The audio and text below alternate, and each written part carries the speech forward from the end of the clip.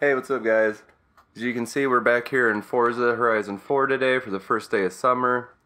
I've already got a decent chunk of this stuff knocked out. I'm already at 45%. We're going to jump in today though to do the Racing Through the Years, the 50's event. Like I said in my video talking about the Series 12 update, I think there's going to be a lot of fun doing this series. Restrictions are Class B. Yeah, Class D, my bad. 500. They give us a decent amount of cars to pick from. I'll hop in here real quick and show you what's available. As you can see, we got Austin Healey, BMW, Isetta, Cadillac Eldorado, a few different Chevys to pick from, a couple of Fords, Hudson Hornet. They give us a few Jaguars for options. We also have the Maserati Pininfarina Berlinetta, which is one of my favorite cars. I've always loved the look of that thing. Probably what I'm going to actually take today. A Mercedes 300, the MGA twin cam, a couple Morris Minors, and then over here we have the 3 Porsches we can pick from, 2 356s and the 550A Spider.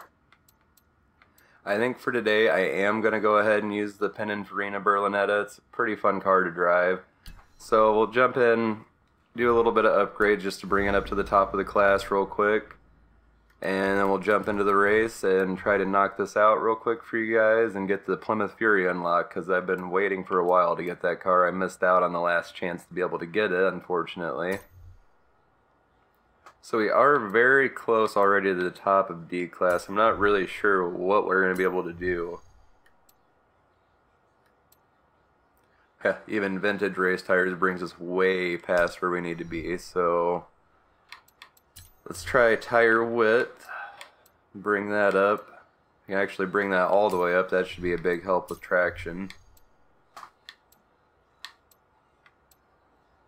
Go ahead and do 245s. And then I think, unless I can add a roll cage and add enough weight to bring the PI down, we're probably only going to be able to do like a flywheel upgrade. There's 500. Let's go ahead and try to put a roll cage in it really quick, because a lot of times it does drop your performance index just a little. There we go. That brings us down just a tiny bit. Some cars it's a good thing in, some it's not. You just gotta kind of look at what it does with the weight and the weight distribution.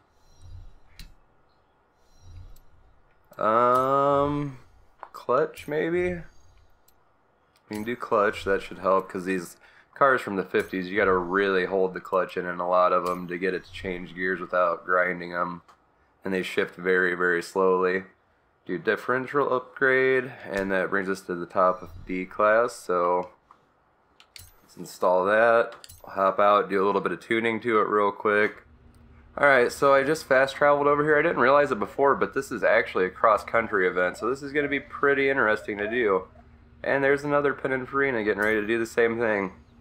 By the way guys, if you're having any trouble with the seasonal PR stunts, I do have tunes up for the Rimac C2, which is what I use for basically all of the seasonal PR stunts anymore.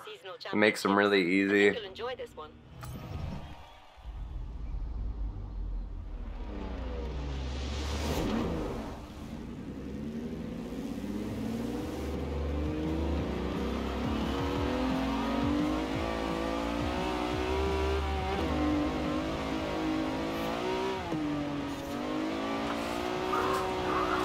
Yeah, this is going to be a very interesting race being cross-country in these cars.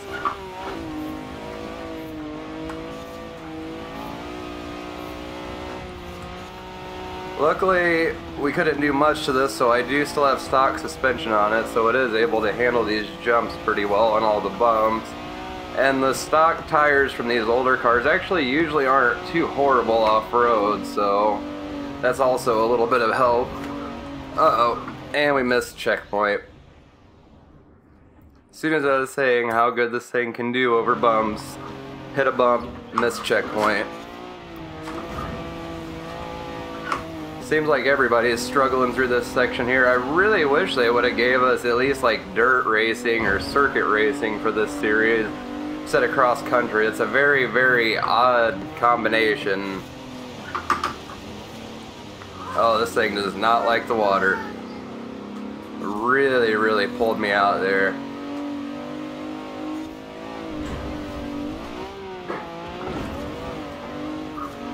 Coming around the Chevy 150, coming up behind the Cadillac now.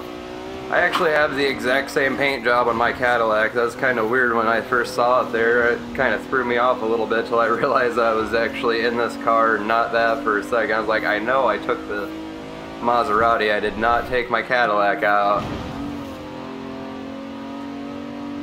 And here we come into some water again. This thing does not like going through that water. It's way too light and too low. Coming up to the jump. Wow, oh boy. That was really, really awkward. Thought we were gonna get some huge air for a second, barely even got off the ground and then just nosedive and almost went endo.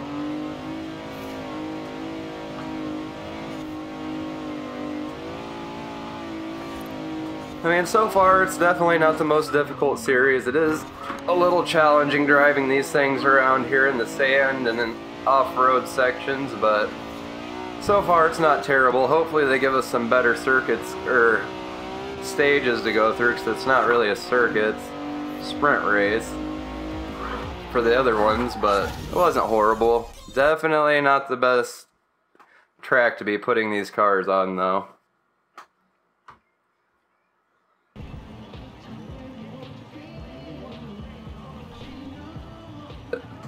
No, I don't, because I'm just doing the seasonal events. I don't want to raise my difficulty and make my life any harder than it needs to be for this. Off the line, this thing just feels horrible for some reason. I don't know if it's because I'm not getting the RPMs up high enough on launch or what, but just bogs so hard off the line.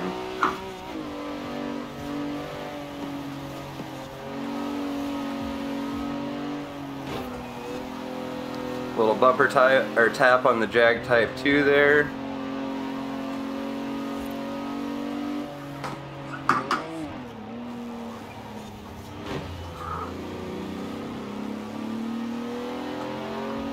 This is at least a circuit race this time. I don't know how much off-road sections we're going to hit. I haven't been in this race for a while, but I do believe it does go off-road up here near the castle, and it's kind of a little bit of a hairy area of the track too.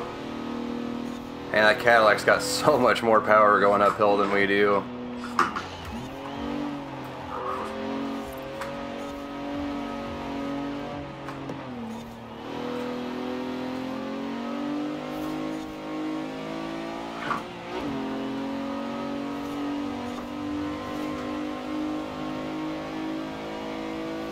Like I was saying, you gotta really make sure you hold the clutch in for a while in these cars when you're shifting, otherwise you end up slipping the clutch or grinding gears and you end up losing speed because of it. Definitely makes it a little more challenging to drive. Cut up the inside of the Cadillac.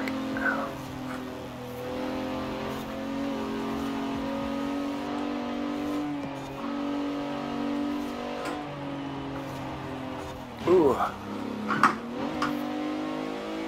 Hoping I could find a little window there to squeeze up the inside again, but that Cadillac just turned in way too sharp for me too.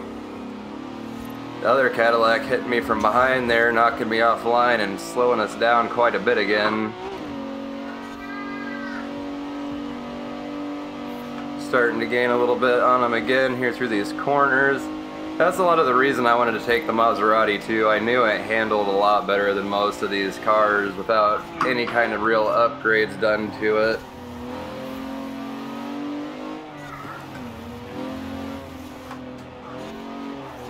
Just barely managed to catch that little bit of a window there to cut up the inside and overtake that Jag, but we got him. Now all we got left to do is pass this Cadillac and we'll be on our way to another first place finish.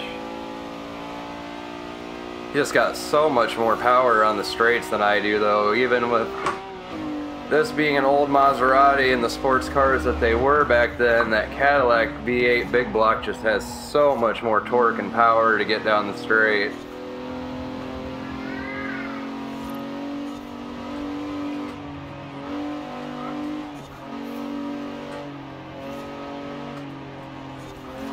Cut the grass a little bit to get on the inside. Wow, he really had to slow down for that corner. I can see him just kind of disappearing there in the rear view mirror.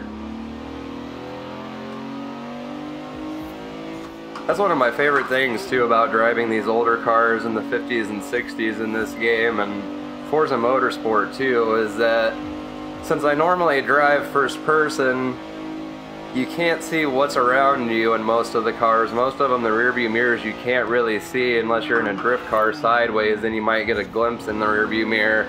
But a lot of these older cars in 50s and 60s, their mirrors are positioned to where you can't actually see them from the cockpit view in this game. Gives me a lot better idea what's going on behind me. I can actually see what's going on back there and be able to commentate on everything better. And here we come up into the last little curve, coming past Bramberg Castle and up to the finish. Cadillac's just too far behind. All that speed's not going to help him now.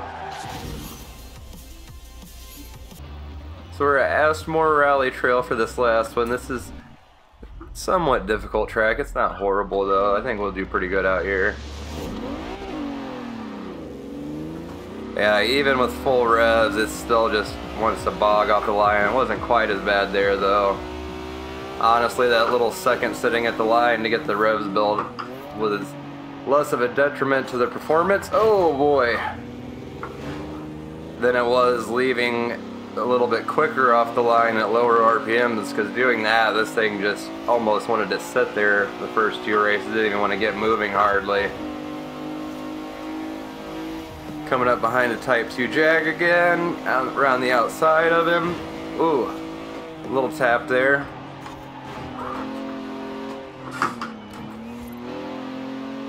I don't think we did too much to that Cadillac tapping his door there. It's so heavy and this thing's so light. I don't think we could have really done much to him at all to affect his driving. Don't really care though either. This is AI race. It's not like I'm racing in online adventures or something where I actually do feel a little bad for sending somebody off. This is a bad place to be in. They're just not giving me any windows to get by here. Really trying to block me in this race. And we're onto the dirt.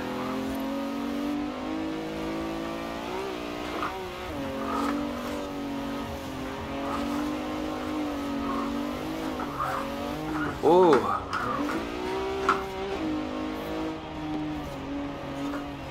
Unsettled the car a little too much there. I was trying to have a little fun and slide it around since this is our last race and we've already taken podium on the last two. We don't really have to get first, especially if the Cadillacs fall behind too far. Up into first now.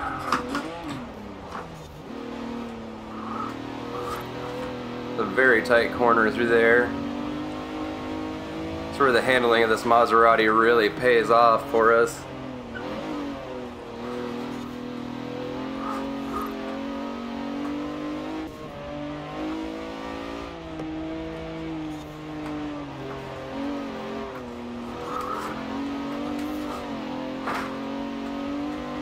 Sorry about that there, guys. I had to tell my wife bye and I love her before she heads out for work.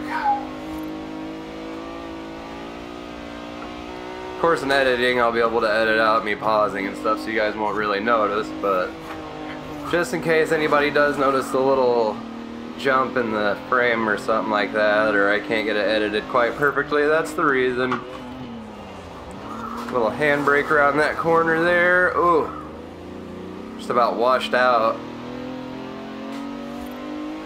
You see that Jag coming up behind us again. We're starting to pull away from a little on the hills. I don't think he's got nearly enough power for this section. to really gain on us and get any chance to pass us again. A little clutch kick around the corner. Coming up into third gear, slide it out. There we go, I'm starting to kind of get a feel for how this thing slides on the dirt now. Almost missed the checkpoint.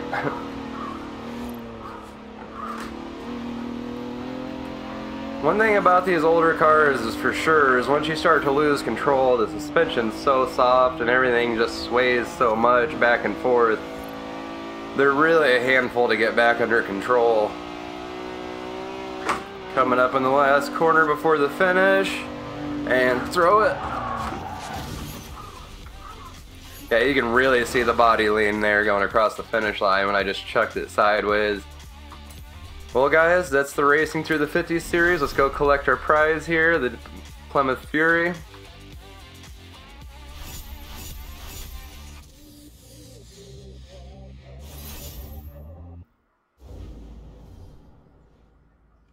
And there we go, the 1958 Plymouth Fury has been added to the garage. We also got the Jeep Cherokee unlocked because that pushed us past 50%. And let's go ahead and jump over here to Plymouth real quick, take a look at our Fury. I'll take it around the block real quick just for fun in this video since I've been waiting so long to get the thing finally and show you guys how it handles and drives if you don't happen to have it yet.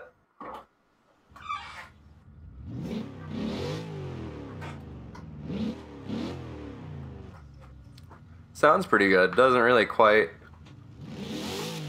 Okay, that's better. That has that classic Hemi sound. The early Hemis sounded a lot different than what the 60s and 70s Hemis did. And definitely a lot different than the modern versions of the Hemis. Look at all that body roll. Holy cow. Oh yeah, she'll slide.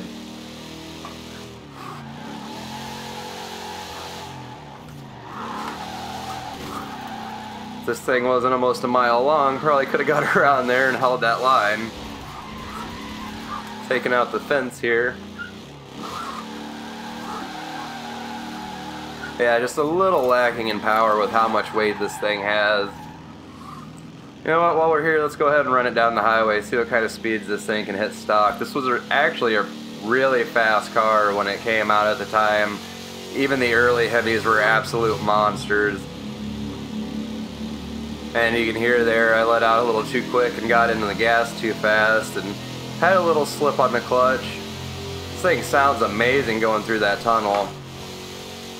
Oh, forgot we only have 3 gears in this. I believe it was a 3-speed column shift actually too.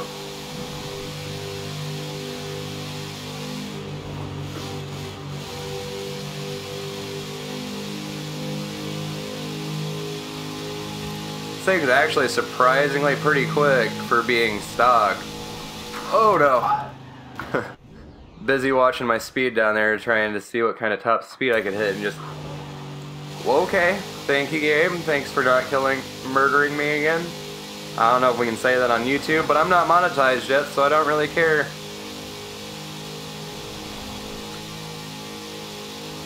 Can we get 145? Come on, 145. Nope, going back uphill now.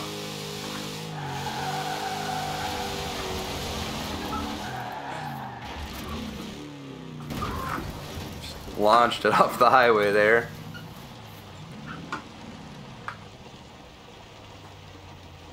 Yeah, I'm very happy with this car. I'm really glad we got another chance to get it. I've been wanting one for a long time, but in the auction house they just sell for such a ridiculous amount of money. It's really difficult to get yourself to come to spend that kind of money on just one car, especially one you won't use a whole lot.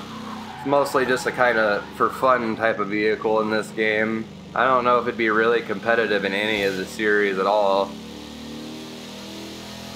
Anyways, guys, that's going to do it for today's video. I hope you enjoyed. I hope possibly this helps you get this car unlocked if you don't have it already. Don't forget, if you're having trouble with the PR stunts, go get my Rimac tunes if you have the Rimac, and you'll be able to knock them out really easy. I hope you guys enjoyed. Please don't forget to like, comment, and subscribe if you did, and I'll see you guys next time.